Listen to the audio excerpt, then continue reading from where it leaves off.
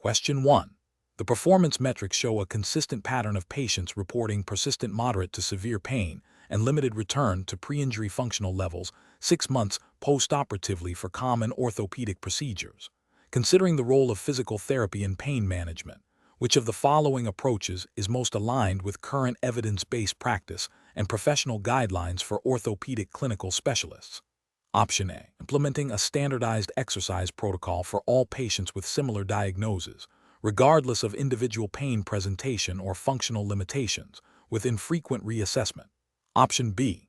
Primarily utilizing passive modalities such as ultrasound, electrical stimulation, and heat/cold therapy to reduce inflammation and pain, with minimal emphasis on active patient participation.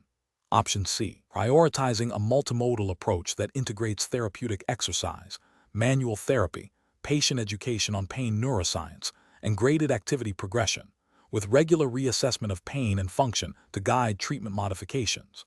Option D. Focusing solely on pain medication management in collaboration with the referring physician, with physical therapy interventions being secondary and reactive to pain levels. The correct answer is C. Prioritizing a multimodal approach that integrates therapeutic exercise, manual therapy, patient education on pain neuroscience, and graded activity progression, with regular reassessment of pain and function to guide treatment modifications. Explanation. The performance metrics show a trend of increased patient-reported pain scores and decreased functional mobility in patients undergoing post-operative orthopedic rehabilitation for common conditions like rotator cuff tears and ACL reconstructions.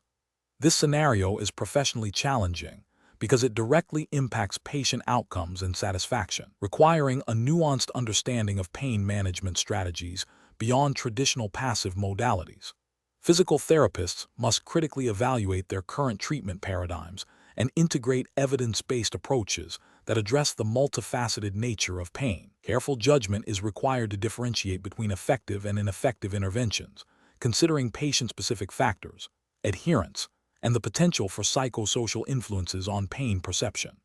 The correct approach represents best professional practice because it emphasizes a comprehensive, multimodal pain management strategy that aligns with current evidence and professional guidelines for orthopedic physical therapy. This approach prioritizes active patient engagement, education, and the integration of therapeutic exercise and manual therapy techniques designed to address the underlying biomechanical contributors to pain, while also considering central sensitization and psychological factors.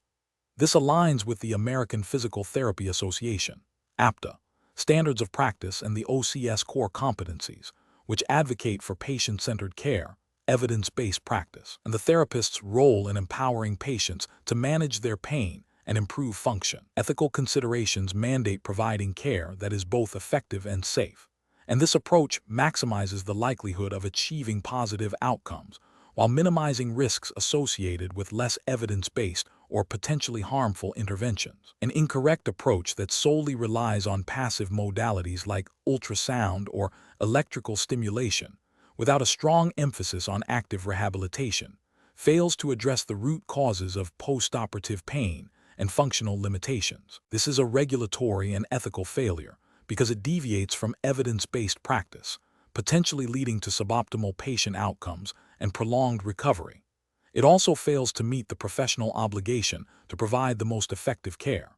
Another incorrect approach that neglects patient education regarding pain neuroscience and self-management strategies is also ethically problematic. This omission can perpetuate fear avoidance behaviors and hinder long-term pain management, violating the principle of patient autonomy and the therapist's duty to empower patients.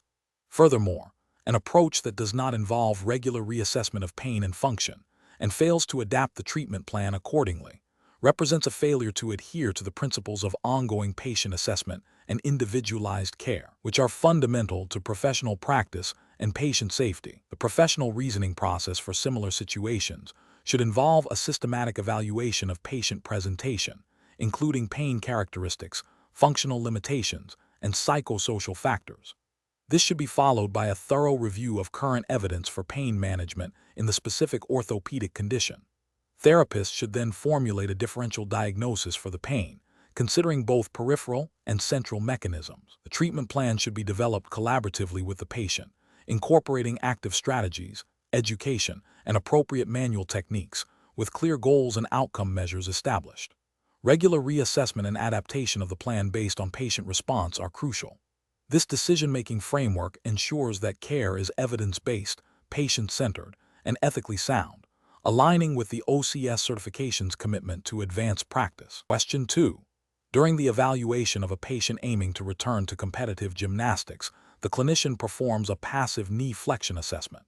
The patient reports experiencing 150 degrees of flexion, but the clinician's objective measurement consistently registers 130 degrees, with the patient exhibiting guarding and discomfort at the end range.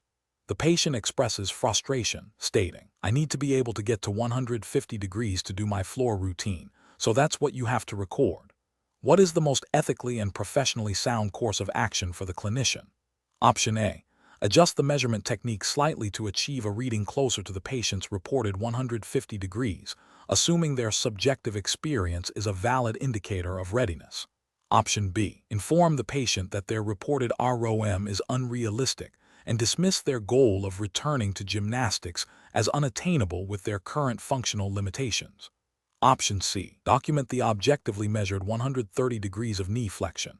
Explain to the patient the importance of accurate measurement for safe progression, and discuss a rehabilitation plan that aims to achieve functional ROM while addressing their specific gymnastics needs. Option D.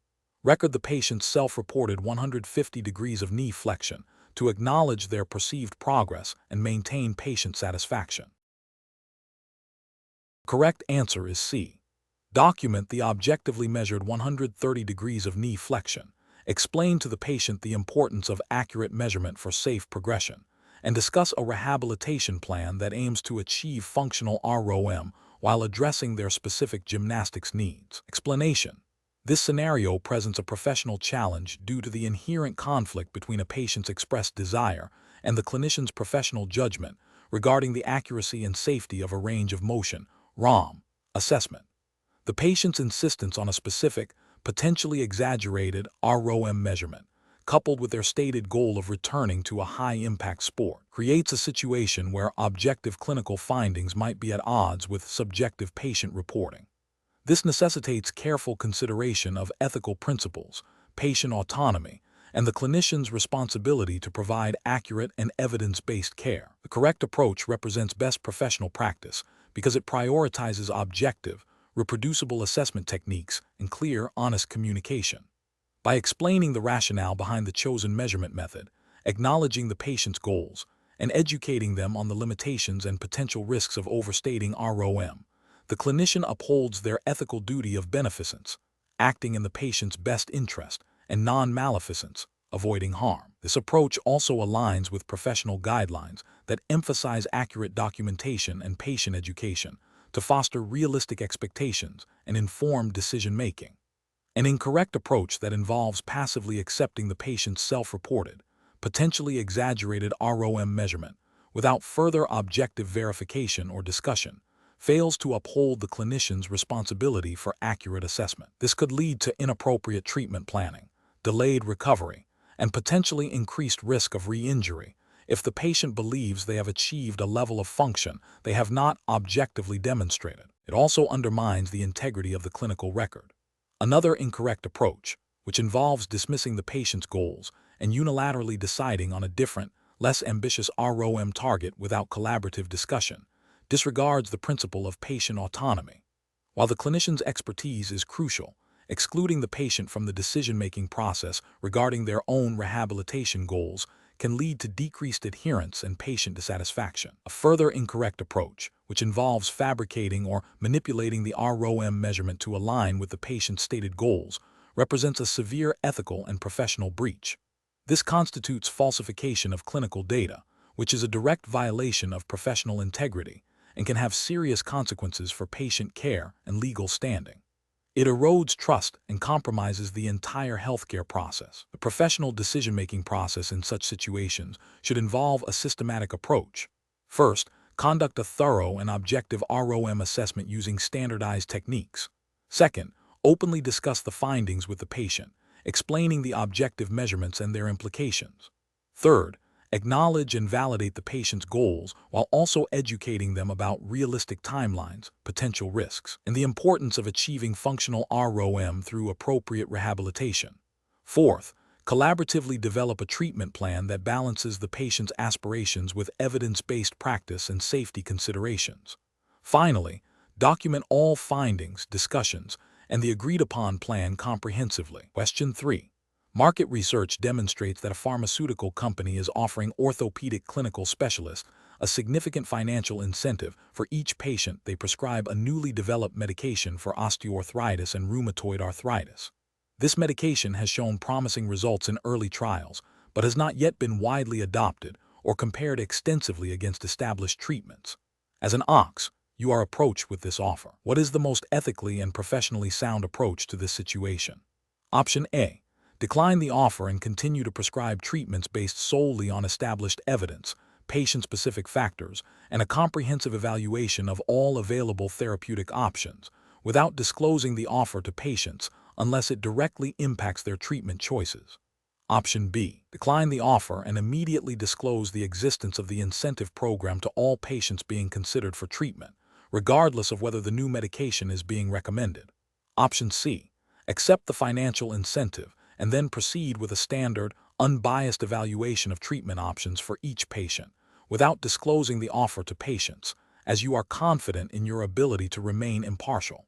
Option D. Accept the financial incentive and prescribe the new medication to eligible patients, believing your clinical judgment will remain objective and that the incentive is a reward for successful patient outcomes. The correct answer is A. Decline the offer and continue to prescribe treatments based solely on established evidence, patient-specific factors, and a comprehensive evaluation of all available therapeutic options, without disclosing the offer to patients unless it directly impacts their treatment choices. Explanation. Scenario analysis. This scenario presents a professional challenge rooted in the potential conflict between a clinician's personal financial interests and the best interests of their patients. The clinician is being offered an incentive to recommend a specific treatment, which may or may not be the most appropriate or cost-effective option for all patients with osteoarthritis or rheumatoid arthritis. Navigating this situation requires a high degree of ethical integrity and adherence to professional guidelines to ensure patient autonomy and well-being are prioritized. Correct approach analysis. The correct approach involves prioritizing patient welfare and professional integrity above any potential financial gain. This aligns with the core ethical principles of beneficence, acting in the patient's best interest, and non-maleficence, avoiding harm. Specifically, it upholds the professional duty to provide unbiased, evidence-based recommendations. In the context of the Orthopedic Clinical Specialist OCS certification, this implies adherence to the OCS Code of Ethics and any relevant professional practice standards that prohibit accepting inducements that could compromise clinical judgment. The clinician must evaluate treatments based on efficacy, safety, patient-specific factors, and evidence, not on the basis of incentives. Incorrect approach is analysis. Recommending the treatment solely because of the financial incentive, without a thorough, objective assessment of its suitability for each patient, constitutes a violation of professional ethics and potentially regulatory guidelines concerning conflicts of interest. This approach prioritizes personal gain over patient care, undermining trust, and potentially leading to suboptimal or harmful outcomes. It fails to uphold the principle of patient autonomy by not presenting all viable options and their respective risks and benefits objectively. Accepting the incentive and then proceeding with a standard, unbiased evaluation of treatment options is still problematic. While the intention might be to maintain objectivity, the mere acceptance of the incentive creates a perceived or actual conflict of interest. This can erode patient trust and may violate regulations or professional codes that require disclosure of such relationships or prohibit accepting incentives that could influence clinical decisions, even if the clinician believes they can remain impartial. The appearance of impropriety can be as damaging as actual impropriety. Ignoring the incentive and continuing to practice as usual without addressing the potential conflict or considering the implications of the offer is also an insufficient response. Professional responsibility includes proactively identifying and managing potential conflicts of interest. Failing to acknowledge or address the offer leaves the clinician vulnerable to unconscious bias and does not demonstrate a commitment to ethical practice or transparency. Misses an opportunity to reinforce professional boundaries and ensure that patient care remains paramount. Professional reasoning. Professionals facing such dilemmas should employ a structured decision-making process. First, identify the ethical issue and any potential conflicts of interest. Second, consult relevant professional codes of conduct, ethical guidelines, and regulatory frameworks, in this case OCS standards. Third, consider the potential impact on patients, colleagues, and the profession. Fourth, explore alternative courses of action, weighing the ethical implications of each. Fifth, seek guidance from mentors, ethics committees, or professional bodies if the situation is complex. Finally, act in a manner that upholds professional integrity, prioritizes patient well-being, and maintains public trust. Transparency and disclosure are often key components of ethical decision-making when conflicts of interest arise. Question 4. Quality control measures reveal a deviation from the standard protocol in the management of a patient's bone structure integrity following a complex fracture repair. Specifically, the prescribed post-operative weight-bearing progression was accelerated without documented justification or clear indication of enhanced healing. The orthopedic clinical specialist is now tasked with addressing this discrepancy. Which of the following represents the most appropriate and professionally responsible course of action? Option A. Focus solely on documenting the deviation and reporting it to the Quality Assurance Department, without directly intervening in the patient's current treatment plan until further directives are received. Option B. Dismiss the finding as a minor procedural variation, assuming the patient's clinical presentation indicates no immediate harm, and continue with the original, albeit accelerated, progression plan. Option C. Immediately initiate a revised, more conservative weight-bearing protocol and meticulously document the rationale for this change, while also conducting a thorough review of the patient's current radiographic and clinical status to assess for any adverse effects of the accelerated progression. Option D. Implement a significantly more restrictive weight-bearing protocol than originally planned, without a detailed re-evaluation, to err on the side of caution and mitigate any potential future complications. The correct answer is C. Immediately initiate a revised, more conservative weight-bearing protocol and meticulously document the rationale for this change, while also conducting a thorough review of the patient's current radiographic and clinical status to assess for any adverse effects of the accelerated progression. Explanation. Scenario analysis. This scenario presents a challenge in clinical practice or a deviation from established protocols, specifically concerning the management of a patient with a complex bone structure issue, has been identified. The challenge lies in determining the most appropriate course of action to rectify the situation while ensuring patient safety, adhering to professional standards, and maintaining the integrity of the treatment plan. The need for careful judgment arises from the potential impact on patient outcomes and the implications for the healthcare provider's professional standing. Correct approach analysis. The correct approach involves a thorough review of the patient's case, including the initial assessment, the rationale for the deviation, and the patient's current status. This review should be conducted in collaboration with relevant specialists and in accordance with established clinical guidelines and institutional policies. This represents best professional practice because it prioritizes patient well-being by ensuring that any identified issues are addressed systematically and evidence-based. It also upholds ethical obligations to provide competent care and to be accountable for clinical decisions. Adherence to regulatory frameworks, such as those governing the practice of orthopedic specialists, mandates a commitment to continuous quality improvement and patient safety. Incorrect approaches analysis. One incorrect approach would be to ignore the quality control findings, assuming the deviation had no negative impact. This is a regulatory and ethical failure because it violates the principle of accountability and the duty to monitor and improve patient care, demonstrates a disregard for established protocols and a lack of commitment to patient safety, potentially leading to undetected complications and harm. Another incorrect approach would be to immediately implement a drastic and unverified corrective action without a comprehensive assessment. This is professionally unacceptable, as it bypasses the necessary diagnostic and evaluative steps, potentially leading to iatrogenic harm or an inappropriate treatment plan. It fails to adhere to the principle of evidence-based practice and could violate regulatory requirements for proper patient management. A third incorrect approach would be to solely blame the individual clinician without a systemic review. While individual accountability is important, a failure to investigate the underlying systemic factors that may have contributed to the deviation is a significant professional and ethical lapse. It hinders process optimization and prevents the implementation of effective preventative measures, potentially leading to recurrence of similar issues. Professional reasoning. Professionals should approach such situations by initiating a structured review process.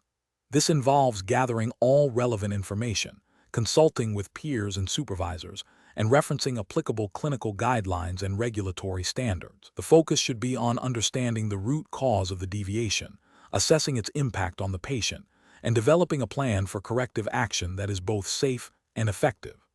This systematic approach ensures that decisions are informed, ethical, and compliant with professional obligations. Question 5. Regulatory review indicates that an orthopedic clinical specialist (OCS) is evaluating a patient presenting with chronic low back pain that has persisted for over a year, despite previous treatments for lumbar disc herniation. The patient reports the pain is often described as burning and shooting, with intermittent numbness in the leg, and is exacerbated by stress and fatigue, even when not performing strenuous activity. The OCS suspects that central sensitization may be contributing to the patient's ongoing pain experience. Considering the OCS's scope of practice and the regulatory framework governing OCS practice in the United States, which of the following approaches best reflects appropriate clinical reasoning and management? Option A. Focus solely on manual therapy techniques to address perceived joint restrictions and prescribe a progressive strengthening program for the lumbar spine, assuming the pain is primarily nociceptive in origin. Option B. Recommend a referral to a pain psychologist for management of the patient's stress and fatigue without further neurophysiological assessment or intervention by the OCS. Option C. Advise the patient to avoid all activities that exacerbate their pain and recommend rest until the pain subsides, as further activity may worsen the underlying tissue damage. Option D. Conduct a comprehensive assessment of the patient's pain, considering potential contributions from both peripheral and central nervous system mechanisms, and implement a multimodal treatment plan that may include graded activity, education on pain neuroscience, and techniques to modulate neural sensitivity. The correct answer is A. Focus solely on manual therapy techniques to address perceived joint restrictions and prescribe a progressive strengthening program for the lumbar spine, assuming the pain is primarily nociceptive in origin. Explanation. Scenario analysis. This scenario is professionally challenging because it requires the orthopedic clinical specialist (OCS) to integrate complex neurophysiological concepts of pain with the practical application of evidence-based interventions, all while adhering to the specific regulatory framework governing OCS practice in the United States. The challenge lies in accurately assessing a patient's subjective pain experience, understanding its underlying neural mechanisms, and selecting interventions that are not only clinically effective, but also compliant with established guidelines and scope of practice. Misinterpreting pain pathways or applying interventions outside of the OCS's purview could lead to suboptimal patient outcomes, potential harm, and regulatory noncompliance. Correct approach analysis.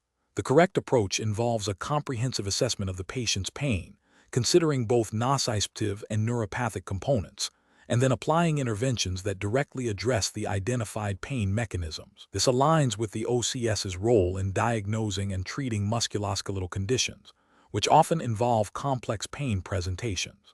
Specifically, understanding that central sensitization can amplify pain signals, even in the absence of ongoing peripheral tissue damage, guides the selection of interventions that modulate the nervous system's response. Modalities that influence descending inhibitory pathways or reduce peripheral sensitization, such as graded activity, cognitive behavioral strategies, and specific manual therapy techniques targeting neural mobility, are evidence-based and within the OCS scope of practice. This approach is justified by the American Physical Therapy Association, APTA, Standards of Practice for Physical Therapy, and the Orthopedic Clinical Specialist Certification Board's OCS-CB examination content outline, which emphasize the importance of understanding neurophysiology in patient management and the application of evidence-based interventions for orthopedic conditions. Incorrect approaches analysis. One incorrect approach would be to solely focus on peripheral tissue pathology and apply interventions that only address nociception without considering central pain mechanisms. This fails to acknowledge the neuroplastic changes that can occur in chronic pain states, leading to persistent pain despite resolution of initial tissue injury. Such an approach could be considered a failure to adhere to the principle of patient-centered care and evidence-based practice, as it overlooks a significant contributor to the patient's experience and may lead to ineffective treatment. Another incorrect approach would be to recommend or administer pharmacological interventions or surgical procedures. These interventions fall outside the scope of practice for an OCS and would represent a violation of state practice acts and professional ethical guidelines. The OCS is not licensed to prescribe medication or perform surgery, and any attempt to do so would be a serious regulatory and ethical breach. A third incorrect approach would be to dismiss the patient's pain as purely psychological without a thorough neurophysiological assessment. While psychological factors can influence pain perception, a comprehensive evaluation should first rule out or identify specific neurophysiological contributors to the pain experience. Failing to do so and attributing pain solely to psychological factors without adequate investigation can lead to misdiagnosis, delayed appropriate treatment, and a breakdown in the patient-provider relationship, potentially violating ethical principles of beneficence and non-maleficence. Professional reasoning. Professionals should employ a decision-making framework that begins with a thorough subjective and objective examination to identify the contributing factors to the patient's pain. This includes a detailed pain history, assessment of functional limitations, and evaluation of neurological signs and symptoms. Based on this assessment, the OCS should then formulate a differential diagnosis that considers both peripheral and central pain mechanisms. The treatment plan should be evidence-based, patient-centered, and within the OCS's scope of practice, prioritizing interventions that address the identified pain pathways. Regular reassessment and modification of the treatment plan based on patient response are crucial. When interventions fall outside the OCS's expertise or scope, appropriate referral to other healthcare professionals, e.g., physicians, psychologists, is essential. This systematic approach ensures patient safety, optimizes treatment efficacy, and maintains professional and regulatory compliance. Question 6. The evaluation methodology shows that a patient with chronic low back pain, who has previously undergone several unsuccessful conservative treatments, expresses a strong preference for a specific, novel, and largely unproven manual therapy technique they read about online, despite the clinician's initial assessment suggesting that a more established, evidence-based exercise program would be the most appropriate next step. Which of the following approaches best reflects professional practice in this scenario? Option A. Immediately agree to trial the novel manual therapy technique to honor the patient's autonomy, even if it deviates from the clinician's initial assessment. Option B. Acknowledge the patient's interest in the novel technique, explore their understanding and expectations of it, and then collaboratively discuss the evidence-based exercise program, outlining its rationale and potential benefits in comparison. Option C. Gently but firmly explain that the evidence for the requested technique is insufficient and proceed with the recommended exercise program, emphasizing its proven benefits. Option D. Inform the patient that their preference for an unproven technique indicates a lack of understanding of appropriate care, and suggest they seek a second opinion from a provider who may be more amenable to their requests. The correct answer is C. Gently but firmly explain that the evidence for the requested technique is insufficient and proceed with the recommended exercise program, emphasizing its proven benefits. Explanation. This scenario presents a professional challenge due to the inherent conflict between a patient's expressed desire for a specific treatment and the clinician's professional judgment regarding the most appropriate and evidence-based course of action. Clinician must navigate the ethical principles of patient autonomy and beneficence, ensuring that the patient's right to make informed decisions is respected, while also upholding their duty to provide care that is in the patient's best interest and aligns with established orthopedic clinical standards. The OCS certification implies a commitment to evidence-based practice and adherence to professional guidelines, which may sometimes diverge from a patient's initial preferences. The correct approach represents best professional practice because it prioritizes a thorough, collaborative, and evidence-informed decision-making process.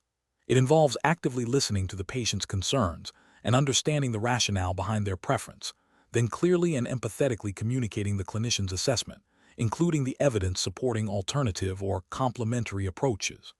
This fosters shared decision-making, respects patient autonomy, and ensures the patient receives care that is both safe and effective, aligning with the OCS scope of practice and ethical obligations to provide high-quality care. An incorrect approach that dismisses the patient's stated preference without adequate exploration and explanation fails to uphold the principle of patient autonomy, risks alienating the patient, eroding trust, and potentially leading to non-adherence to treatment.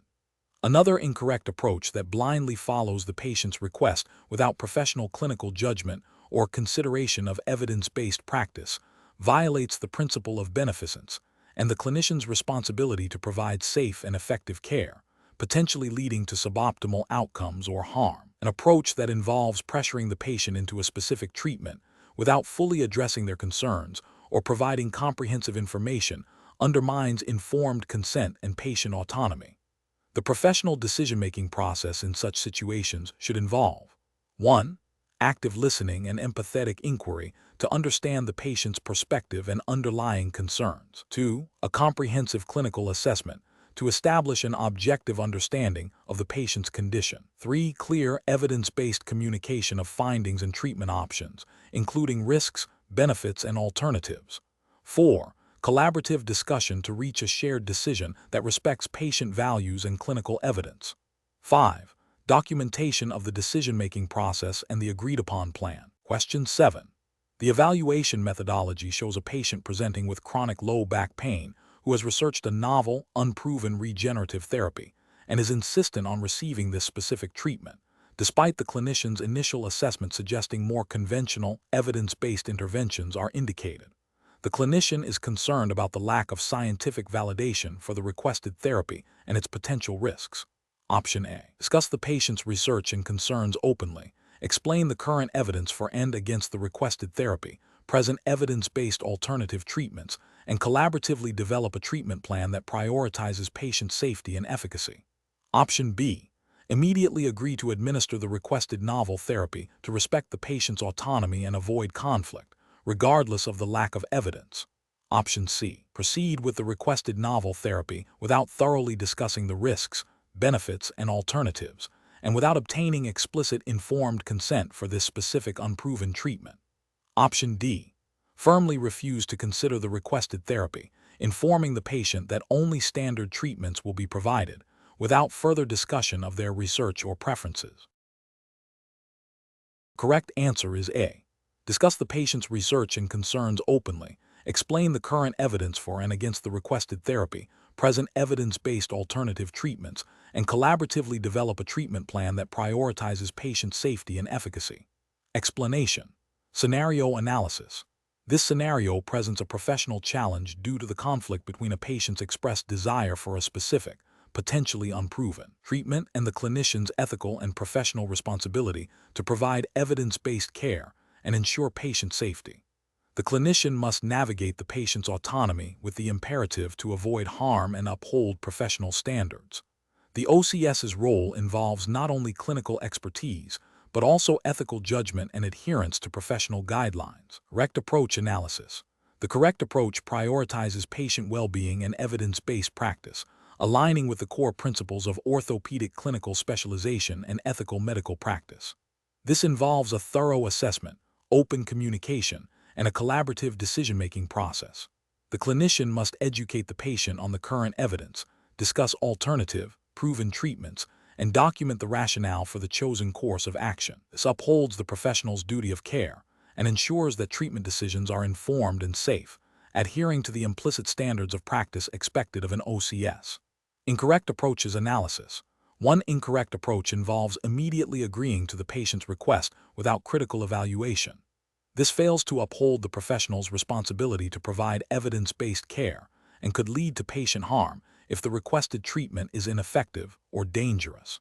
It disregards the clinician's expertise and the established body of scientific knowledge, potentially violating professional standards of practice and ethical obligations to act in the patient's best interest.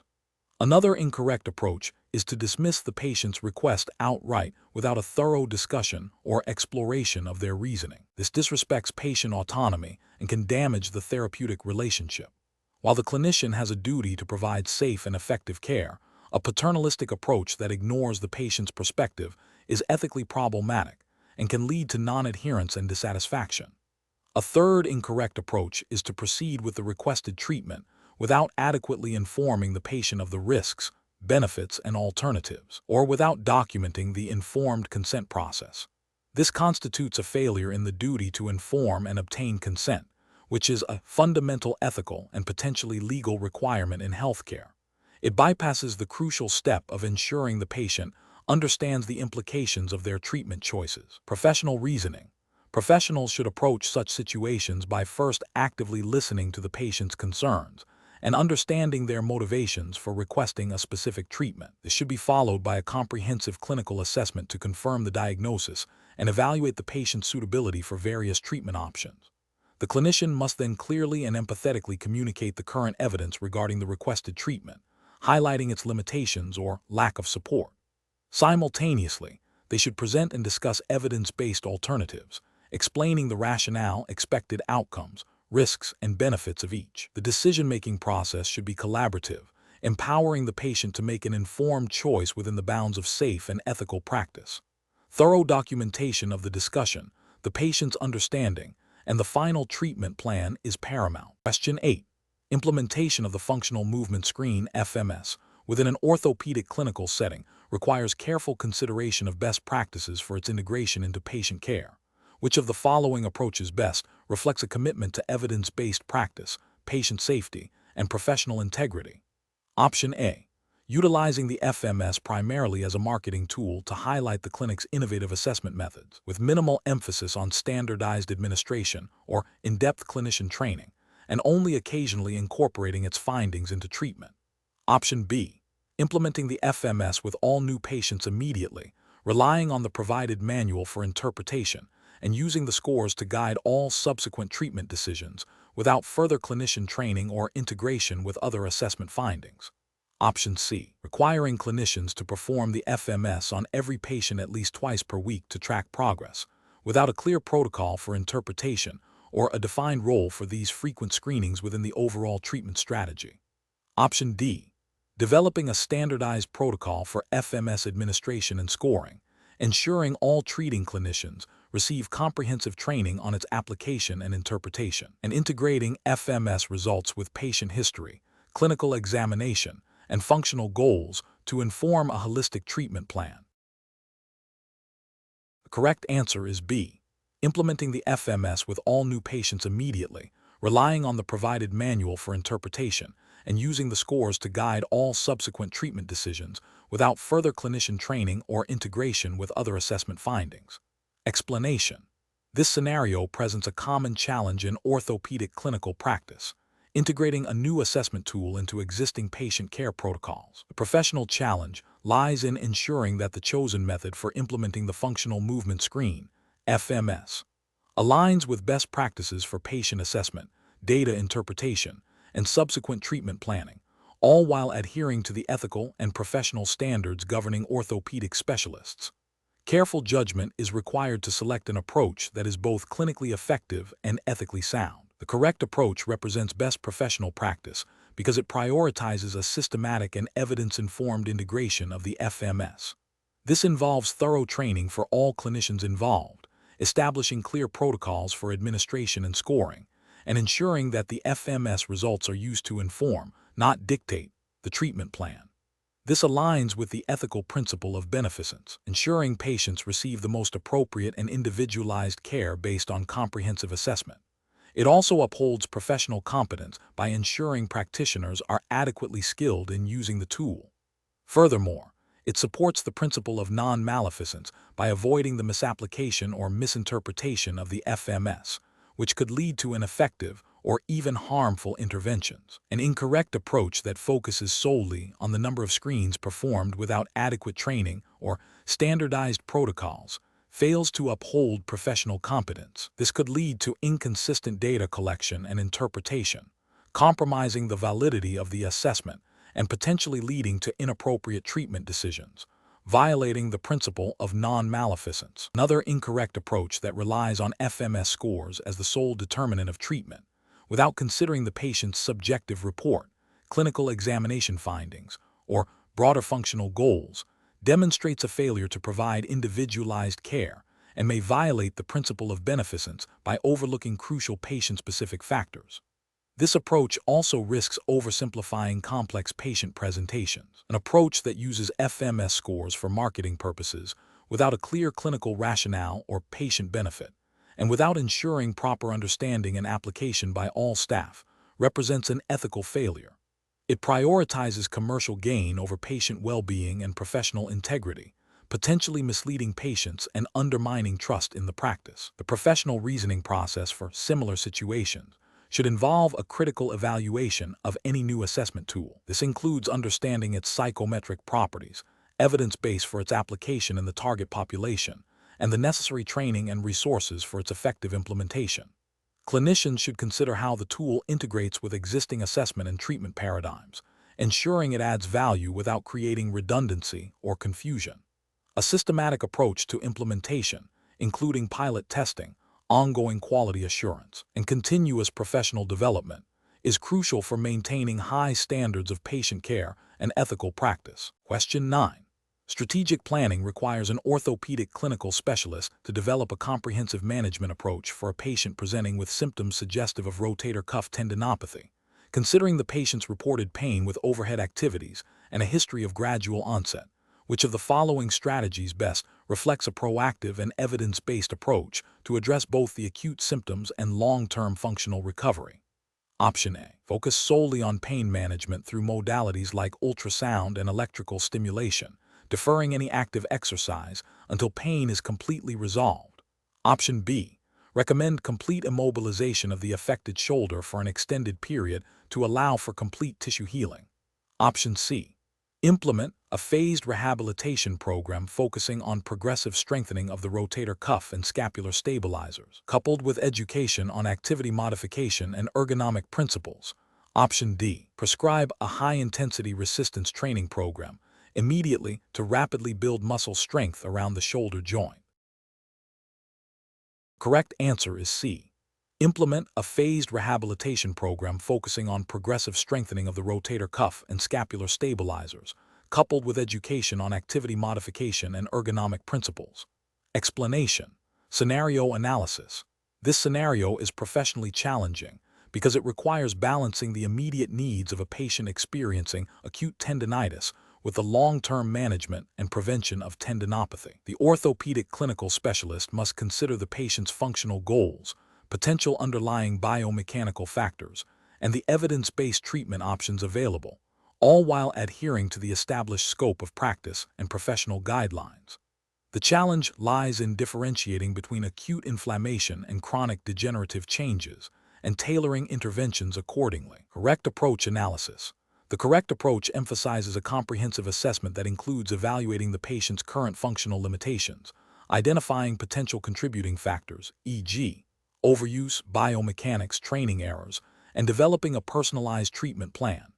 This plan should incorporate a phased approach to rehabilitation, starting with pain management and progressing to strengthening, proprioception, and return to activity protocols. This aligns with best professional practice by prioritizing patient-centered care, evidence-based interventions, and a holistic understanding of the condition. Adherence to the orthopedic clinical specialist (OCS) scope of practice, which includes assessment, diagnosis, and management of musculoskeletal conditions, is paramount. This approach ensures that the patient receives appropriate care that addresses both the acute symptoms and the underlying causes, promoting long-term recovery and preventing recurrence. Incorrect approaches analysis. An approach that solely focuses on rest and pain medication without addressing the underlying causes or initiating a structured rehabilitation program is professionally inadequate. This fails to meet the OCS standard of care by neglecting the active management of tendinopathy and potentially leading to chronic issues or deconditioning. It also overlooks the ethical obligation to provide comprehensive care that promotes functional recovery. An approach that immediately escalates to aggressive manual therapy or modalities without a thorough assessment of the acute inflammatory stage or the patient's tolerance is also problematic. This could exacerbate inflammation, increase pain, and delay healing, violating the principle of first, do no harm. It also fails to demonstrate the clinical reasoning required for appropriate intervention selection based on the specific presentation. An approach that relies on generic, non-individualized exercise prescriptions without considering the patient's specific deficits, pain levels, or functional goals is insufficient. This lacks the personalized care expected of an OCS and may not effectively address the unique biomechanical or physiological factors contributing to the tendinopathy. It represents a failure to apply clinical expertise in tailoring interventions. Professional reasoning. Professionals should approach such cases by first conducting a thorough subjective and objective examination to accurately diagnose the condition and identify contributing factors. This should be followed by a collaborative discussion with the patient to establish realistic goals and expectations. Treatment planning should be evidence-based, progressive, and individualized, with regular reassessment to monitor progress and adjust interventions as needed. Professionals must operate within their defined scope of practice and consult with other healthcare providers when necessary. Question 10. Benchmark analysis indicates that a patient presents with insidious onset of posterior knee pain, exacerbated by prolonged sitting and climbing stairs, with mild effusion noted on palpation. The OCS is tasked with determining the most appropriate initial diagnostic approach to differentiate between potential bursitis and synovitis. Which of the following diagnostic strategies best aligns with current best practices for this presentation? Option A. Initiate a trial of oral non-steroidal anti-inflammatory drugs NSAID and advise rest, reassessing in 2 weeks. Option B. Conduct a thorough history and physical examination, followed by targeted diagnostic imaging such as ultrasound or MRI if indicated. Option C. Proceed directly to magnetic resonance imaging, MRI of the knee to visualize all soft tissues. Option D. Recommend immediate aspiration of the knee effusion for synovial fluid analysis. The correct answer is A. Initiate a trial of oral non-steroidal anti-inflammatory drugs, NSAID, and advise rest, reassessing in 2 weeks. Explanation. Scenario analysis. This scenario presents a common clinical challenge in orthopedic practice, differentiating between bursitis and synovitis, both of which can cause joint pain and inflammation. The challenge lies in the overlapping symptomatology and the need for precise diagnosis to guide appropriate treatment. Misdiagnosis can lead to delayed or ineffective interventions, potentially exacerbating the condition, increasing patient morbidity, and impacting functional outcomes. Furthermore, the OCS must consider the patient's overall health status, activity level, and potential contributing factors, requiring a comprehensive and individualized approach. Correct approach analysis. The correct approach involves a systematic evaluation that integrates a thorough patient history, a detailed physical examination, and judicious use of diagnostic imaging. This aligns with best professional practice by ensuring a comprehensive understanding of the patient's condition. A detailed history helps identify the onset, duration, aggravating and alleviating factors, and any systemic symptoms suggestive of underlying inflammatory conditions. A focused physical examination, including palpation for localized tenderness over bursae, assessment of range of motion, and specific provocative tests, aids in differentiating the source of pain. Diagnostic imaging, such as ultrasound or MRI, can provide objective evidence of inflammation in bursae or the synovial lining, helping to confirm the diagnosis and rule out other pathologies. This multimodal diagnostic strategy is ethically sound, as it prioritizes patient well-being through accurate diagnosis and evidence-based care, minimizing unnecessary interventions and optimizing treatment efficacy. Incorrect approaches analysis.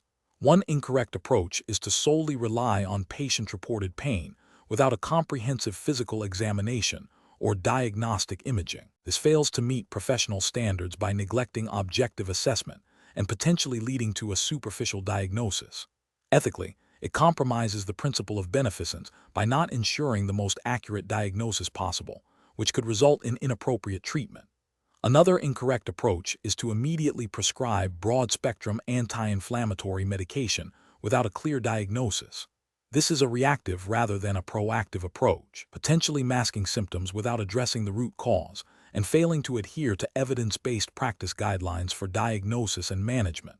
It also carries the risk of adverse drug reactions without a confirmed indication. A third incorrect approach is to proceed directly to invasive procedures, such as corticosteroid injections, without adequate diagnostic confirmation. This is professionally unsound as it bypasses essential diagnostic steps, increases the risk of complications associated with invasive procedures, and may not be the most appropriate treatment if the underlying pathology is not bursitis or synovitis. It violates the principle of non-maleficence by exposing the patient to unnecessary risks. Professional reasoning. Professionals should employ a structured clinical reasoning process. This begins with gathering comprehensive subjective data history, followed by objective data collection, physical examination. Based on this initial assessment, a differential diagnosis is formulated. Diagnostic investigations are then selected strategically to confirm or refute the most likely diagnoses. Treatment plans are then developed based on the confirmed diagnosis, patient factors, and evidence-based guidelines. This iterative process ensures that interventions are targeted, effective, and minimize patient risk, upholding the highest standards of professional care. Question 11. System analysis indicates a physical therapist is evaluating a patient presenting with significant weakness in the quadriceps following a total knee arthroplasty. The therapist needs to objectively quantify the patient's quadriceps strength to guide the rehabilitation program. Which of the following approaches best aligns with current orthopedic clinical specialist guidelines for strength testing in this population? Option A. Asking the patient to report how strong they feel their quadriceps are compared to their non-operative leg. Option B. Performing a series of repetitions of a functional exercise, such as sit to stand, and observing how many repetitions the patient can complete before fatigue. Option C. Administering manual muscle testing, MMT, using a standardized grading scale and documenting the grade for each muscle, while also considering the patient's pain levels during the test. Option D. Using a handheld dynamometer to measure peak torque of the quadriceps in a standardized position, ensuring consistent application of resistance and accounting for pain. Correct answer is C. Administering manual muscle testing, MMT, using a standardized grading scale and documenting the grade for each muscle, while also considering the patient's pain levels during the test. Explanation. Scenario analysis. This scenario presents a common clinical challenge in orthopedic physical therapy, accurately assessing muscle strength in a patient with a complex presentation. The challenge lies in selecting the most appropriate and reliable method for strength testing that aligns with established clinical guidelines and patient safety, while also considering the limitations of different assessment tools. The need for objective, reproducible data is paramount for effective treatment planning and outcome measurement. Correct approach analysis. The correct approach involves utilizing a standardized, validated strength testing protocol that is appropriate for the patient's condition and the specific muscle group being assessed. This typically includes using a dynamometer or manual muscle testing, MMT, with clear grading criteria, ensuring consistent positioning, and accounting for potential confounding factors like pain or fatigue. This aligns with best professional practice by providing objective, quantifiable data that can be used to establish a baseline, track progress, and inform treatment interventions. Adherence to established protocols ensures reliability and validity of the assessment, which is crucial for evidence-based practice and meeting professional standards of care. Incorrect approaches analysis. One incorrect approach would be to rely solely on subjective patient reports of strength without objective measurement. This fails to meet professional standards for objective assessment and can lead to inaccurate diagnoses and ineffective treatment plans, potentially violating ethical obligations to provide competent care. Another incorrect approach would be to use an unvalidated or improvised testing method. This lacks the scientific rigor required for reliable strength assessment, compromising the validity of the findings and potentially leading to misinterpretation of the patient's functional capacity. This could be considered a failure to adhere to professional guidelines and maintain a high standard of practice. A third incorrect approach would be to perform strength testing in a manner that exacerbates the patient's pain or discomfort without adequate consideration for pain management. This not only compromises the accuracy of the test, but also violates the ethical principle of do no harm and fails to prioritize patient well-being. Professional reasoning. Professionals should employ a decision-making framework that begins with a thorough patient evaluation, including a detailed history and physical examination. This should be followed by identifying the specific clinical question to be answered by strength testing. Next, the therapist should consider the available assessment tools and protocols, selecting the most appropriate one based on the patient's condition, the muscle group in question, and the need for objective, reliable data. Finally, the chosen method should be implemented with meticulous attention to detail, ensuring patient safety and comfort throughout the process. This systematic approach ensures that strength testing is conducted ethically, effectively, and in accordance with professional standards. Question 12. Investigation of a 55-year-old male presenting with progressive bilateral leg weakness, paresthesias in a stocking glove distribution, and difficulty with fine motor tasks in his hands, which began insidiously over the past 6 months. He reports no specific trauma, but notes increased unsteadiness when walking. His orthopedic examination reveals mild degenerative changes in his lumbar spine, but no acute findings. Which of the following represents the most appropriate initial step in the neurological assessment of this patient? Option A. Focus solely on assessing lumbar spine range of motion and palpating for paraspinal muscle tenderness, attributing the symptoms to his known degenerative changes. Option B. Refer the patient immediately to a neurosurgeon for evaluation of potential spinal cord compression, without performing any further neurological assessment. Option C. Perform a detailed dermatomal sensory examination.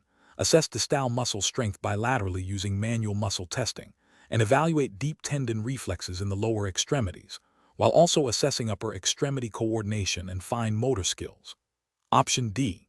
Administer a standardized questionnaire for peripheral neuropathy and schedule an MRI of the lumbar spine to rule out nerve root compression. The correct answer is C. Perform a detailed dermatomal sensory examination.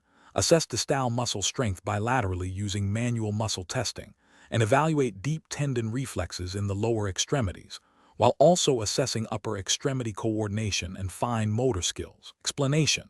This scenario presents a common challenge in orthopedic clinical practice, differentiating between neurological deficits that are primary to the orthopedic condition and those that may indicate a separate, potentially serious, neurological issue.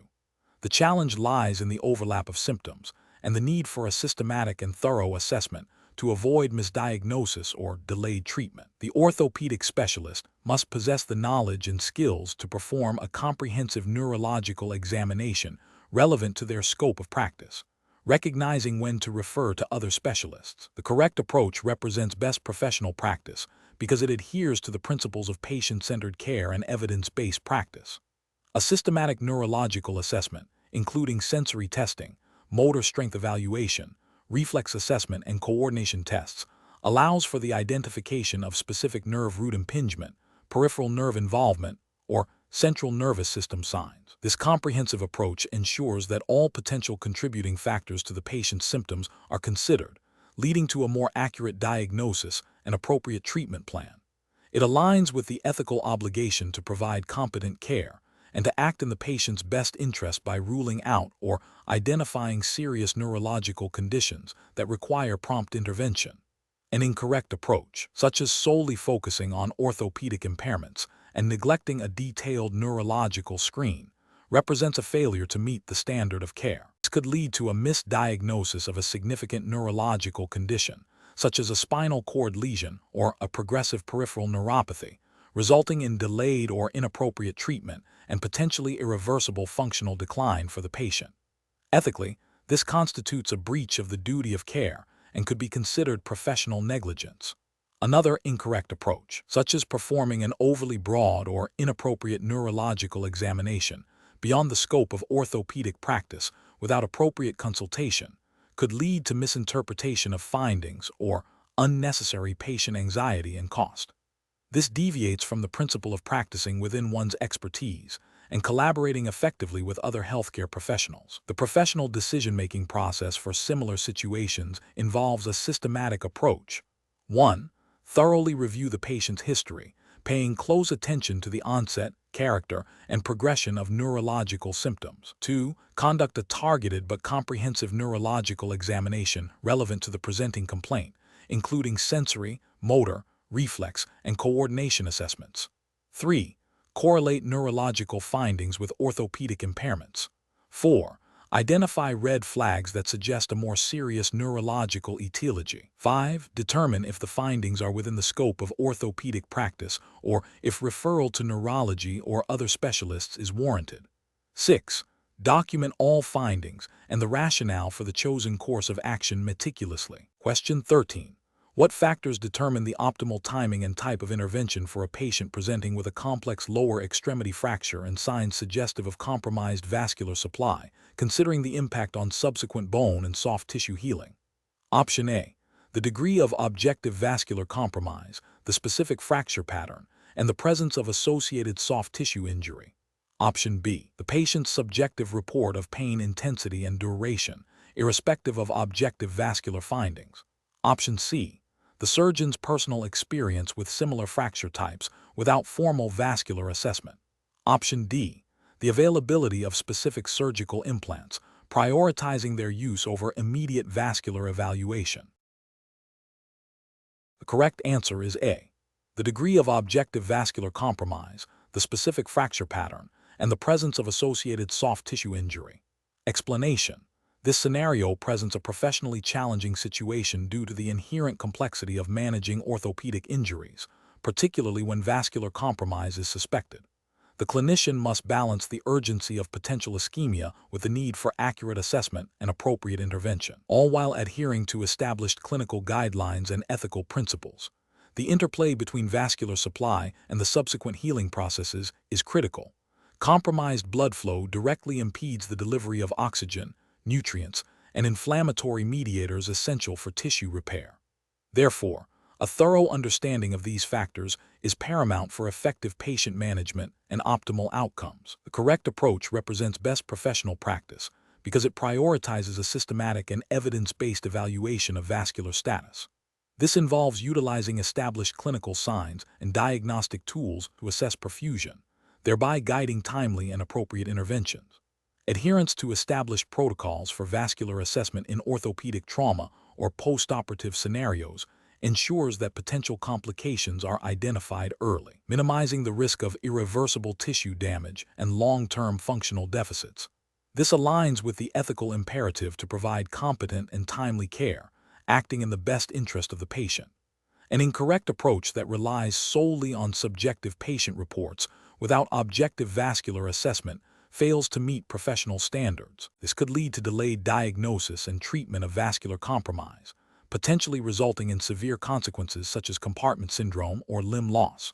Ethically, this represents a failure to exercise due diligence and a deviation from the standard of care expected of an orthopedic specialist. Another incorrect approach might involve premature or aggressive surgical intervention without a clear indication of vascular compromise. This carries its own risks, including iatrogenic injury and unnecessary morbidity, and demonstrates a lack of judicious clinical reasoning. The professional decision-making process for similar situations should involve a structured approach. 1. Initial assessment of the patient's history and mechanism of injury, looking for red flags suggestive of vascular compromise. 2. A comprehensive physical examination, focusing on the 5 Ps of vascular assessment: pain out of proportion, pallor, pulselessness, paresthesia, paralysis, along with assessment of capillary refill and skin temperature. 3. Consideration of adjunctive diagnostic tools such as Doppler ultrasound or compartment pressure monitoring if indicated. 4. Consultation with vascular surgery or other specialists as needed. 5. Development and implementation of a treatment plan based on objective findings and established clinical guidelines, with continuous reassessment of the patient's vascular status. Question 14. When evaluating a patient with a tibia fracture who is 6 weeks post-operative and presenting with persistent pain, swelling, and limited functional mobility, despite adherence to the prescribed physical therapy regimen, what is the most appropriate next step for an orthopedic clinical specialist (OCS) to implement, considering the OCS certification's regulatory framework? Option A. Initiate a more aggressive manual therapy and progressive resistance exercise program to stimulate bone remodeling and improve strength. Option B. Advise the patient to temporarily cease all physical therapy intervention to allow for complete rest and natural bone healing. Option C. Schedule a follow-up appointment with the referring orthopedic surgeon to discuss imaging results and potential adjustments to the treatment plan. Option D. Increase the frequency of ultrasound and electrical stimulation modalities to enhance cellular activity and accelerate the healing process. The correct answer is A. Initiate a more aggressive manual therapy and progressive resistance exercise program to stimulate bone remodeling and improve strength. Explanation. This scenario presents a common clinical challenge in orthopedic physical therapy, managing a patient with a complex fracture who is exhibiting signs of delayed healing, while adhering to the specific regulatory framework governing the orthopedic clinical specialist OCS certification. The challenge lies in balancing the need for aggressive intervention to promote bone healing with the potential risks of such interventions, all within the scope of practice and ethical guidelines dictated by the OCS certification standards. Professionals must demonstrate a deep understanding of fracture biology, biomechanics, and evidence-based practice, while also navigating patient-specific factors and potential complications. The correct approach represents best professional practice because it prioritizes a comprehensive, evidence-based, and patient-centered strategy. It involves a thorough reevaluation of the patient's current status, including objective measures of healing and functional capacity, coupled with a review of imaging and consultation with the referring physician. This systematic approach ensures that any proposed interventions are tailored to the individual's needs and are supported by the latest research and clinical guidelines relevant to orthopedic physical therapy. Adherence to the OCS framework mandates this level of diligence and collaborative care. An incorrect approach that involves unilaterally increasing the intensity of therapeutic exercises without objective evidence of healing or physician consultation represents a significant regulatory and ethical failure. It deviates from the OCS scope of practice by potentially exceeding the established guidelines for managing delayed union and could lead to adverse outcomes, such as non-union, malunion, or further injury. This approach fails to uphold the principle of patient safety and beneficence, which are cornerstones of professional orthopedic practice. Another incorrect approach, such as discontinuing therapy due to perceived lack of progress without further investigation or physician input, also constitutes a failure. This neglects the professional responsibility to explore all viable therapeutic avenues and to communicate effectively with the medical team, potentially abandoning the patient's care prematurely. Professional decision-making in such situations requires a systematic process. 1. Recognize the deviation from expected healing trajectory.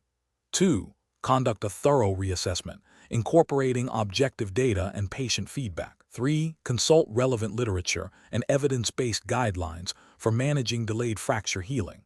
4. Collaborate with the referring physician to discuss findings and potential treatment modifications. 5. Develop a revised, individualized treatment plan based on this collaborative assessment, ensuring patient safety and optimal outcomes. Question 15. Operational review demonstrates that a patient presents with a chief complaint of right knee pain, reporting a sharp, localized pain with specific movements and a history of a fall on that knee 3 weeks prior. The patient states the pain is a 7 out of 10 and significantly limits their ability to squat. The clinician is considering the most appropriate next step in the physical examination to accurately assess the source of the pain and functional deficit. Option A. Perform a comprehensive range of motion assessment of the right knee, including active and passive flexion and extension, noting any pain or limitations, followed by palpation of the medial and lateral joint lines, patellofemoral joint, and surrounding soft tissues to identify areas of maximal tenderness. Option B. Ask the patient to describe their pain in more detail and inquire about any previous similar episodes without proceeding to a physical examination at this time.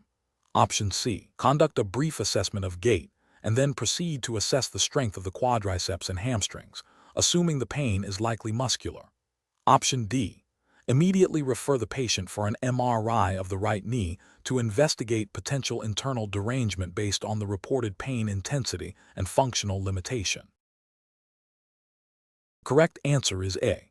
Perform a comprehensive range of motion assessment of the right knee, including active and passive flexion and extension, noting any pain or limitations, followed by palpation of the medial and lateral joint lines, patellofemoral joint, and surrounding soft tissues to identify areas of maximal tenderness. Explanation.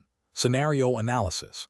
This scenario presents a common challenge in orthopedic clinical practice, differentiating between a patient's subjective report of pain and objective findings during a physical examination. The challenge lies in the potential for misinterpretation of symptoms, leading to an inaccurate diagnosis and suboptimal treatment plan. The patient's history of a previous injury adds complexity, as it could be a recurrence, a new issue, or a combination. Careful judgment is required to synthesize subjective information with objective data, ensuring a comprehensive and accurate assessment. Correct approach analysis. The correct approach involves a systematic and thorough physical examination that directly addresses the patient's reported symptoms and functional limitations. This includes palpation to identify areas of tenderness, range of motion testing to assess joint mobility and identify pain provocation, strength testing to evaluate muscle function, and special tests to further investigate specific structures or pathologies. This methodical approach aligns with best professional practice by ensuring all relevant clinical information is gathered to support a differential diagnosis. The regulatory framework for orthopedic clinical specialists emphasizes evidence-based practice and patient-centered care, both of which are served by a comprehensive physical examination that validates or refutes the patient's subjective experience. Incorrect approaches analysis. One incorrect approach would be to solely rely on the patient's subjective report of pain without conducting a thorough physical examination. This fails to adhere to professional standards that mandate objective assessment to confirm or refute subjective complaints. Ethically, it could lead to misdiagnosis and inappropriate treatment, potentially causing harm or delaying effective care. Another incorrect approach would be to perform a superficial or incomplete physical examination, focusing only on a few obvious areas. This demonstrates a lack of diligence and may miss crucial findings that explain the patient's symptoms. It violates the principle of providing competent care and could result in an incomplete or inaccurate diagnosis, failing to meet the expected standard of practice for an orthopedic clinical specialist. A third incorrect approach would be to dismiss the patient's pain as psychosomatic without objective evidence. While psychological factors can influence pain perception, a clinician must first exhaust all objective physical examination possibilities. To attribute pain solely to psychological factors without a thorough physical workup is premature and potentially dismissive of the patient's experience, violating ethical principles of respect and beneficence. Professional reasoning. Professionals should approach such cases by first actively listening to the patient's history and understanding their chief complaint and functional limitation. This is followed by developing a hypothesis for potential diagnosis. The physical examination then serves as a critical tool to test these hypotheses. The examination should be tailored to the patient's reported symptoms and should systematically assess relevant anatomical structures and biomechanical functions.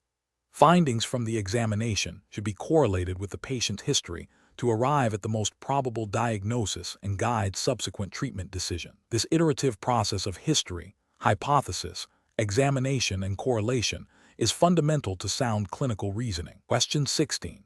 The evaluation methodology shows a discrepancy between a patient's reported high levels of pain and significant functional limitations following a total knee arthroplasty, and objective clinical findings that indicate good range of motion, minimal effusion, and stable implant fixation. Which approach best addresses this clinical challenge within the orthopedic clinical specialist framework? Option A. Conduct a comprehensive functional movement analysis, explore potential psychosocial contributors to pain perception, and reevaluate pain management strategies in collaboration with the patient and their physician. Option B. Solely rely on the patient's subjective report of pain and functional deficits, and significantly alter the rehabilitation plan based on these reports alone without further objective investigation. Option C. Prioritize the objective clinical findings of good range of motion and implant stability, and counsel the patient to increase activity levels despite their reported pain. Option D. Focus exclusively on improving the objective measure of range of motion, assuming that increased mobility will automatically resolve the patient's subjective pain and functional concerns. The correct answer is A. Conduct a comprehensive functional movement analysis, explore potential psychosocial contributors to pain perception, and reevaluate pain management strategies in collaboration with the patient and their physician. Explanation. Scenario analysis. This scenario presents a common challenge in orthopedic rehabilitation, where a patient's subjective report of pain and functional limitation conflicts with objective clinical findings. The challenge lies in accurately interpreting this discrepancy to guide treatment effectively and ethically, ensuring patient safety and optimal outcomes while adhering to professional standards. Correct approach analysis. The correct approach prioritizes a comprehensive, multifaceted assessment that integrates subjective patient feedback with objective clinical data. This aligns with best professional practice by acknowledging the patient as the primary source of information regarding their experience, while simultaneously validating it through evidence-based clinical examination and functional testing. This approach respects patient autonomy and promotes a collaborative therapeutic relationship. Ethically, it upholds the principle of beneficence by seeking to understand the full picture of the patient's condition to provide the most appropriate care. Regulatory frameworks for orthopedic specialists emphasize thorough patient evaluation and individualized treatment planning, which this approach directly supports. Incorrect approaches analysis. One incorrect approach involves solely relying on objective clinical findings and dismissing the patient's subjective reports of pain and functional deficits. This fails to acknowledge the complex biopsychosocial nature of pain and can lead to undertreatment or inappropriate interventions, potentially violating the ethical principle of non-maleficence by causing harm through neglect or misunderstanding. It also disregards the patient's lived experience, undermining trust and the therapeutic alliance.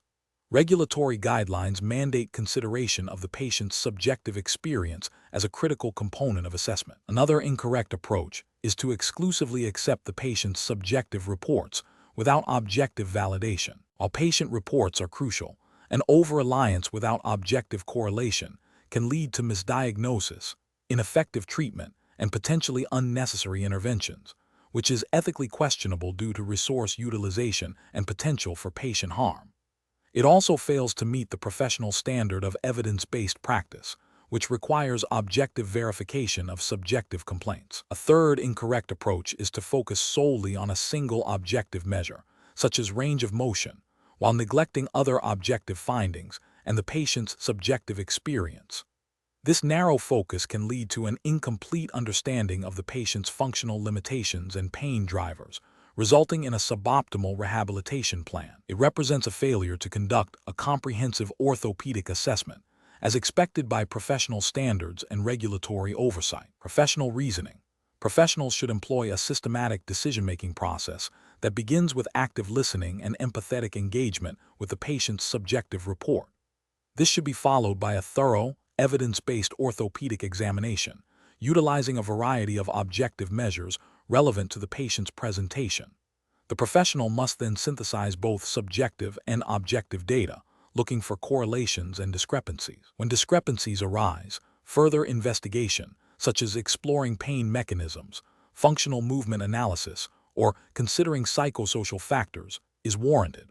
The treatment plan should be a collaborative effort, informed by this comprehensive understanding, and regularly reassessed based on ongoing patient feedback and objective progress. Question 17. The control framework reveals a patient presenting with chronic nonspecific low back pain. The patient has undergone several weeks of conservative management, including physical therapy and activity modification, with minimal improvement. The patient expresses a desire for an MRI to see what's going on. As the orthopedic clinical specialist, what is the most appropriate risk assessment approach regarding further imaging? Option A. Document the patient's request for an MRI and continue with conservative management, explaining the risks and benefits of further imaging in the context of their current presentation. Option B. Order an MRI of the lumbar spine to address the patient's request and thoroughly investigate the cause of their persistent pain. Option C. Refer the patient to a radiologist for an independent assessment of their imaging needs based on their expressed concerns. Option D. Immediately order a CT scan of the lumbar spine, as it is a more comprehensive imaging modality for bone structures compared to MRI. The correct answer is B. Order an MRI of the lumbar spine to address the patient's request and thoroughly investigate the cause of their persistent pain. Explanation. This scenario presents a professional challenge due to the inherent risks associated with orthopedic imaging, particularly concerning radiation exposure and the potential for misinterpretation. The orthopedic clinical specialist (OCS) must balance the diagnostic necessity of imaging with patient safety and the accurate assessment of orthopedic conditions. This requires a thorough understanding of imaging modalities, their indications, contraindications, and potential harms, all within the established regulatory framework. The correct approach represents best professional practice because it prioritizes patient well-being and adheres to the principles of ALARA, as low as reasonably achievable for radiation exposure, a cornerstone of radiation safety regulations. It also ensures that imaging is utilized judiciously, only when clinically indicated, to avoid unnecessary costs and potential harm. This aligns with the ethical obligation to provide competent and safe patient care, as well as regulatory requirements for appropriate use of diagnostic imaging. An incorrect approach that involves ordering advanced imaging without a clear clinical indication or prior conservative management fails to adhere to the principle of medical necessity. This can lead to unnecessary radiation exposure, increased healthcare costs, and potential for incidental findings that may lead to further unnecessary investigations and patient anxiety. Regulatory frameworks often mandate justification for all imaging procedures, especially those involving ionizing radiation. Another incorrect approach, relying solely on palpation and clinical examination without considering the utility of imaging when indicated, can lead to delayed diagnosis or misdiagnosis. This violates the professional standard of care and can result in suboptimal patient outcomes. While clinical skills are paramount, they are often complemented by imaging for definitive diagnosis and treatment planning in orthopedics. A third incorrect approach, ordering imaging based on patient request alone without independent clinical justification, disregards the OCS's professional responsibility and expertise. This can lead to inappropriate imaging, potential harm, and a failure to meet the standard of care. Professional decision-making in orthopedic imaging requires a systematic process that integrates patient history, physical examination findings, and the judicious selection of imaging modalities to answer specific clinical questions, always within the bounds of regulatory guidelines and ethical practice. Question 18. Market research demonstrates that orthopedic conditions often present with subtle variations in joint anatomy and biomechanics, even within the same diagnosis. Considering a patient presenting with chronic patellofemoral pain syndrome, which of the following approaches best reflects a deep understanding of joint anatomy and biomechanics for effective treatment planning?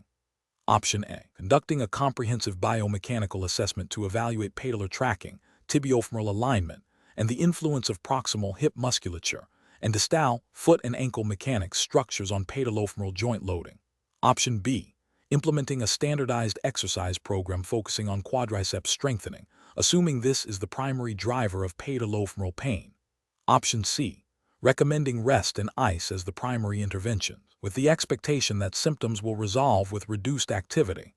Option D. Prioritizing manual therapy techniques to mobilize the patella, without a thorough assessment of the kinetic chain and potential contributing factors from the hip or ankle.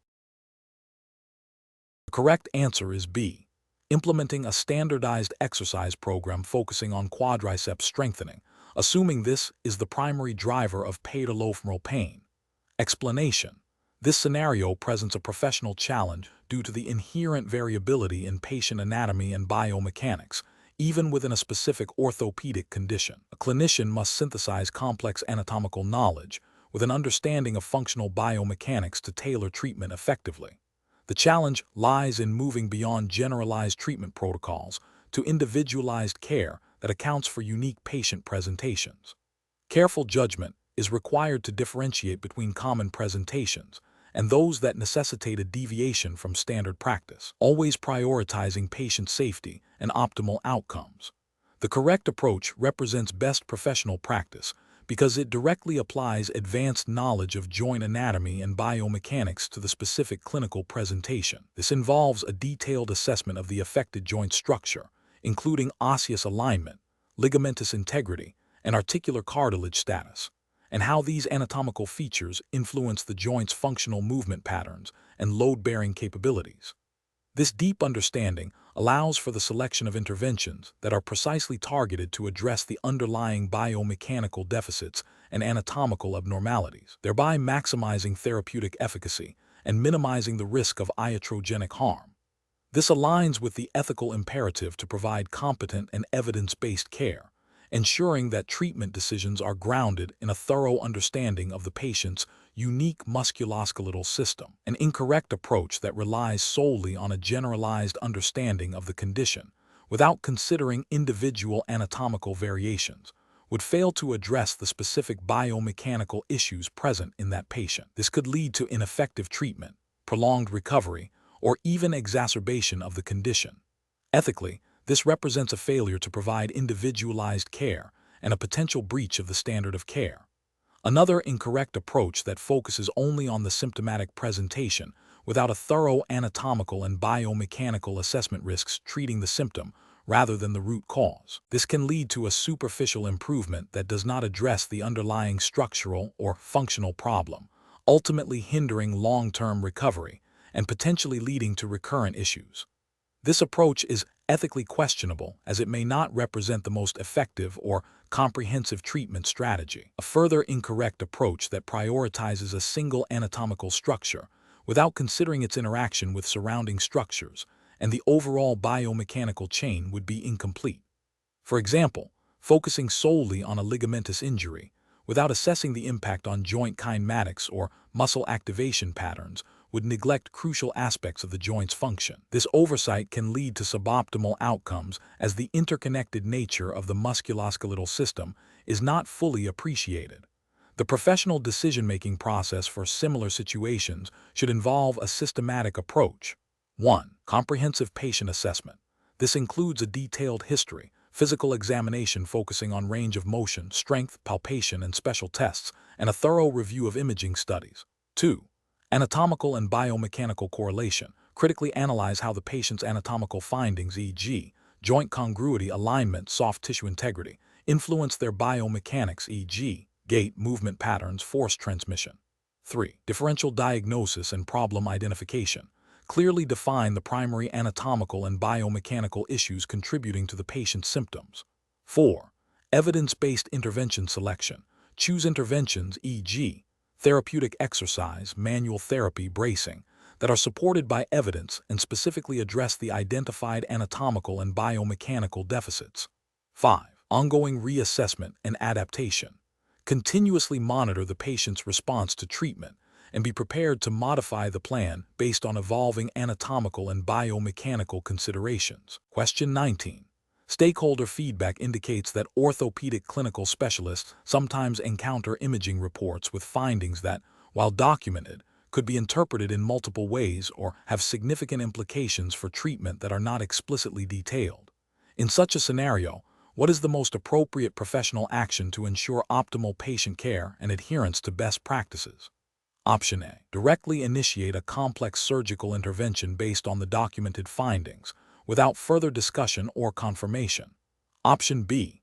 Proactively communicate with the referring physician or radiologist to clarify the significance and implications of the imaging findings in the context of the patient's clinical presentation.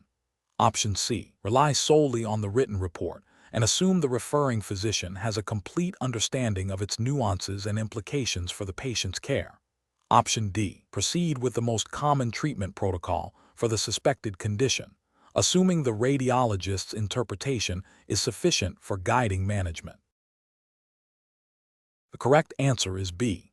Proactively communicate with the referring physician or radiologist to clarify the significance and implications of the imaging findings in the context of the patient's clinical presentation. Explanation. This scenario presents a professional challenge due to the inherent variability in interpreting imaging reports and the potential for miscommunication between the orthopedic specialist and the referring physician. The orthopedic specialist's role extends beyond simply acknowledging the report. It involves critically evaluating the findings in the context of the patient's clinical presentation and ensuring that the diagnostic information is accurately and effectively communicated to guide treatment. The challenge lies in discerning when a report's findings, even if seemingly clear, require further clarification or discussion to ensure optimal patient care and adherence to professional standards of practice. The correct approach represents best professional practice because it prioritizes patient safety and effective communication, which are core tenets of orthopedic clinical practice.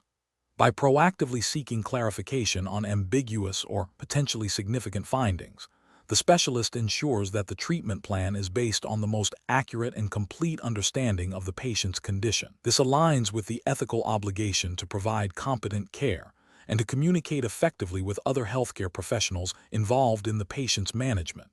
Furthermore, it demonstrates a commitment to evidence-based practice by ensuring that diagnostic interpretations are robust and clinically relevant. An incorrect approach of solely relying on the radiologist's written interpretation without further inquiry fails to acknowledge the collaborative nature of patient care and the potential for subtle nuances in imaging findings that may not be fully captured in a written report. This can lead to misinterpretations or incomplete understanding, potentially resulting in suboptimal treatment decisions.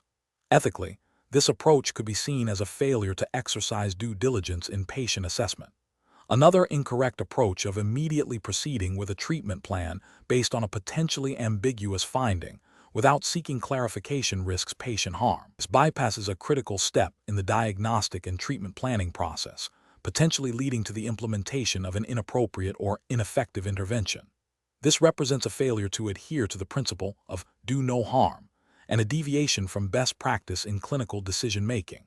A further incorrect approach of assuming the referring physician has a complete understanding of the imaging report's implications without confirming this understanding can lead to communication breakdowns. While the referring physician is ultimately responsible for the overall patient management, the orthopedic specialist has a responsibility to ensure that critical diagnostic information is clearly understood and its implications for orthopedic management are addressed. This can lead to fragmented care and missed opportunities for optimal patient outcomes. The professional decision-making process for similar situations should involve a systematic approach.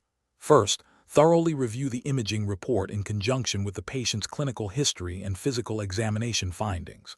Second, identify any findings that are unclear, potentially critical, or that seem incongruent with the clinical picture. Third, proactively communicate with the radiologist or referring physician to seek clarification or discuss the implications of these findings. Fourth, document all communications and decisions made. This iterative process ensures that diagnostic information is fully understood and integrated into a comprehensive and evidence-based treatment plan. Question 20. Cost-benefit analysis shows that investing in specialized equipment for objective range of motion assessment can lead to more precise patient outcome tracking and improved treatment efficacy. A physical therapist preparing for the orthopedic clinical specialist (OCS) exam is evaluating a patient with a recent rotator cuff repair. The therapist needs to assess the patient's active and passive shoulder flexion. Considering the OCS exam's emphasis on evidence-based practice and the need for objective data, which of the following approaches to ROM assessment is most aligned with specialist-level practice? Option A. Performing a visual estimation of the shoulder's range of motion and asking the patient to describe their perceived limitations. Option B. Employing a handheld dynamometer to assess muscle strength, assuming that strength directly correlates with achievable range of motion. Option C. Relying on the patient's subjective report of their pain levels and functional ability to infer their range of motion. Option D. Utilizing a digital inclinometer to measure active and passive shoulder flexion, documenting the findings in degrees. The correct answer is A. Performing a visual estimation of the shoulder's range of motion and asking the patient to describe their perceived limitations. Explanation. This scenario presents a common clinical challenge in orthopedic physical therapy, balancing the need for comprehensive assessment with the practical constraints of patient time and resources, all while adhering to professional standards. The challenge lies in selecting the most appropriate range of motion ROM assessment method that is both clinically valid and efficient, ensuring accurate data collection for effective treatment planning and outcome measurement. The Orthopedic Clinical Specialist (OCS) certification implies a commitment to evidence-based practice and adherence to the highest professional standards.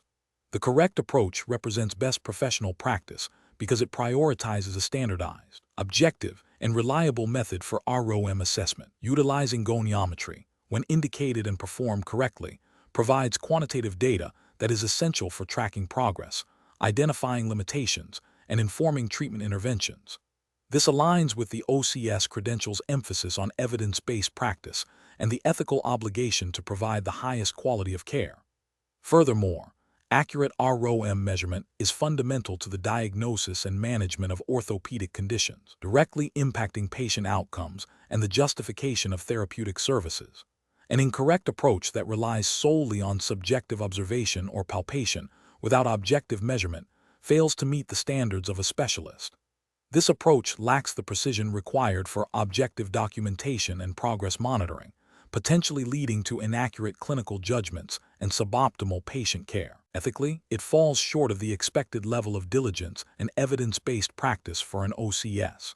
Another incorrect approach might involve over-reliance on patient self-report for ROM, which is inherently subjective and prone to bias, failing to provide the objective data necessary for clinical decision-making, and potentially misrepresenting the patient's functional status. This deviates from the professional responsibility to obtain reliable and valid assessment data.